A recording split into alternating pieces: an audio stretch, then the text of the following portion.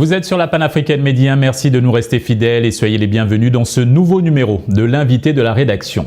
Dans nos sociétés actuelles caractérisées par un rythme effréné et des attentes multiples, le besoin d'un accompagnement personnalisé pour les femmes est devenu plus crucial que jamais.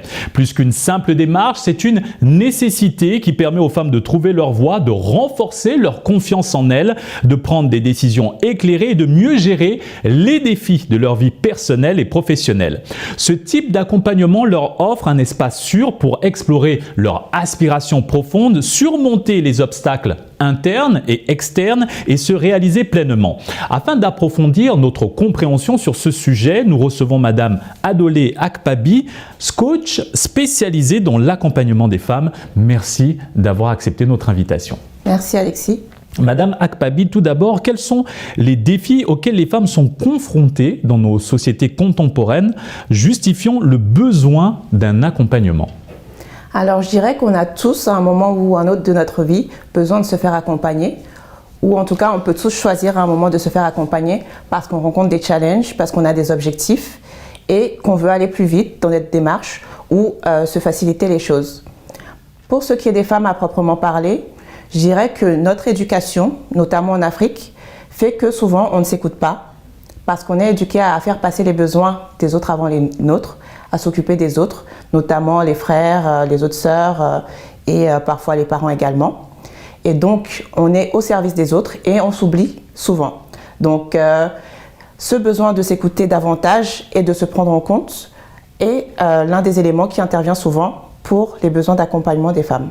Comment cette approche aide-t-elle les femmes à surmonter les stéréotypes et les obstacles liés à leur genre dans le monde du travail? Pour ce qui est des défis que les femmes peuvent rencontrer dans le monde du travail, déjà il y a cette première chose de savoir ce qu'elles veulent vraiment, quels sont leurs objectifs, de les assumer et de les exprimer.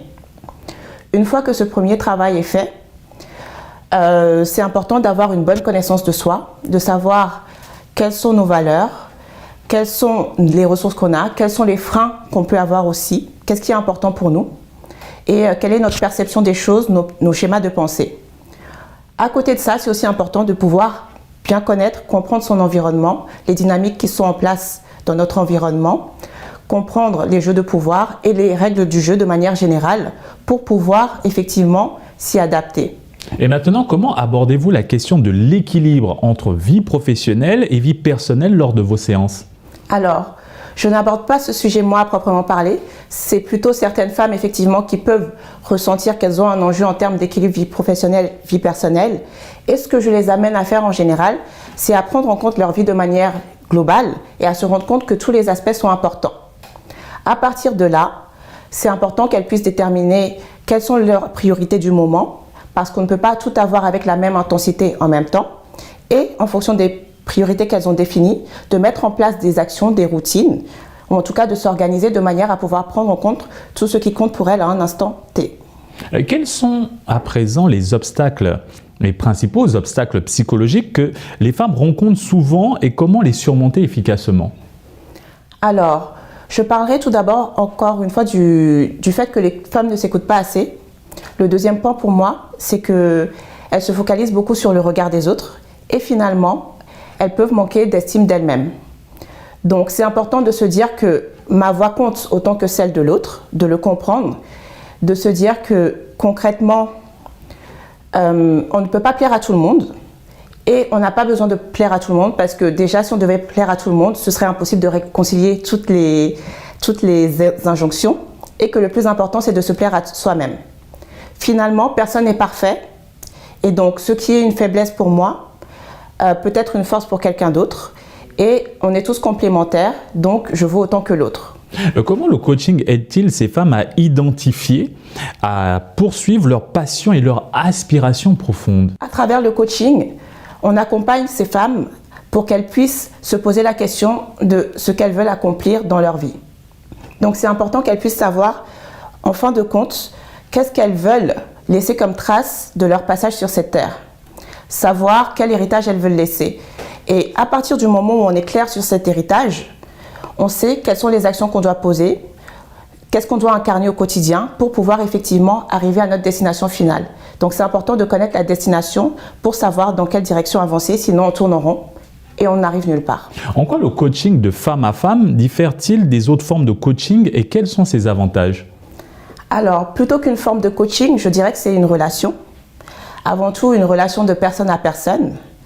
Et l'idée, c'est que la coachée puisse être à l'aise dans cette relation-là, qu'elle se sente suffisamment en sécurité, en confiance pour pouvoir s'exprimer. Et je pense que lorsqu'elle a une autre femme en face d'elle, c'est plus facile pour elle de se sentir comprise, écoutée, entendue, et donc de pouvoir s'exprimer librement sur l'ensemble des sujets qui la préoccupent. En parlant de se sentir en sécurité, comment établissez-vous une relation de confiance avec ces femmes et comment favorisez-vous un environnement propice à l'expression authentique? Alors, je dirais que ça passe essentiellement par 4 facteurs: la confidentialité, le non-jugement, l'écoute et finalement la bienveillance. Pour moi, ces 4 critères font partie des principes de base du coaching, de la déontologie du coach. Malheureusement, ils ne sont pas toujours respectés, notamment en ce qui concerne le non-jugement, mais je pense qu'ils sont fondamentaux pour qu'on puisse se sentir en confiance et en sécurité. Quels sont les signes révélateurs qu'une femme a réellement besoin d'un accompagnement et comment l'encouragez-vous à franchir le pas? Alors, je dirais qu'il n'y a pas de signe, parce que moi, je peux estimer effectivement que quelqu'un a besoin d'être accompagné parce que je vois qu'elle a telle ou telle problématique, mais le fait est qu'il faut qu'une personne veuille être coachée et qu'elle soit prête à être coachée. Donc cette volonté doit être exprimée et une fois que la personne l'exprime, un entretien préliminaire peut permettre de déterminer effectivement si la personne est prête à s'engager dans le processus et à faire les efforts qu'il faut. Si ces 2 facteurs ne sont pas réunis, les résultats qu'on obtiendra seront limités. C'est pour ça que même lorsque c'est une entreprise ou une organisation qui est à l'initiative de la démarche de coaching, il faut que la personne qui va être coachée elle-même soit d'accord avec cette démarche. Donc, oui. Comment intégrez-vous les concepts de diversité et d'inclusion dans votre approche avec ces femmes? Alors, ce ne sont pas des concepts que j'intègre à proprement parler parce que je ne fais ni formation ni conférence, mais en l'occurrence, c'est j'accompagne des personnes individuellement et à travers leur développement personnel, à travers le fait que ces femmes aient davantage confiance en elles et qu'elles se positionnent davantage, qu'elles prennent pleinement leur place en milieu professionnel, ça fait qu'elles vont accéder à plus de postes à responsabilité et être présentes dans les instances de décision. Et ça va contribuer à l'inclusion et à la diversité. Madame Akpabi, quelles sont vos perspectives sur l'avenir de l'accompagnement au féminin et son évolution potentielle dans les années à venir? Alors, on aime bien ces mots accompagnement au féminin, leadership au féminin. Ils sont un peu à la mode. Pour moi, il n'y a pas d'accompagnement au féminin à proprement parler. Il y a mon accompagnement à moi, en tant qu'Adolé Akpabi, qui sera différent de celui d'une autre de mes consoeurs. Et je pense qu'aujourd'hui, il y a de plus en plus de femmes qui ressentent ce besoin de se faire accompagner. Et en conséquence, il y a de plus en plus de place pour les femmes coachs qui peuvent accompagner ces femmes, mais pas uniquement.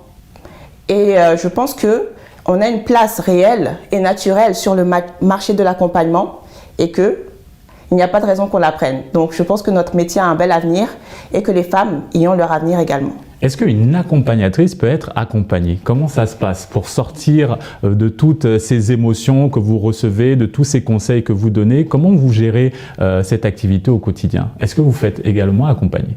Bien entendu, une accompagnatrice peut se faire accompagner, c'est mon cas. À plusieurs moments de mon parcours, j'ai eu besoin de différents types d'accompagnement, que ce soit du coaching comme un accompagnement psychologique, parce que la santé mentale c'est important et parce que parfois j'ai aussi besoin d'aide pour atteindre mes objectifs plus facilement. Je rencontre des blocages. On a beau savoir les choses, les comprendre, mais parfois avoir quelqu'un qui nous amène à prendre du recul sur nous-mêmes et à se challenger, ça nous aide à avancer plus vite. Et comme on dit, souvent, le cordonnier est le plus mal chaussé. Merci pour cet éclairage, Madame Akpabi. Merci à vous, Alexis. Et c'est ainsi que s'achève cette émission. Excellente suite des programmes sur la panafricaine.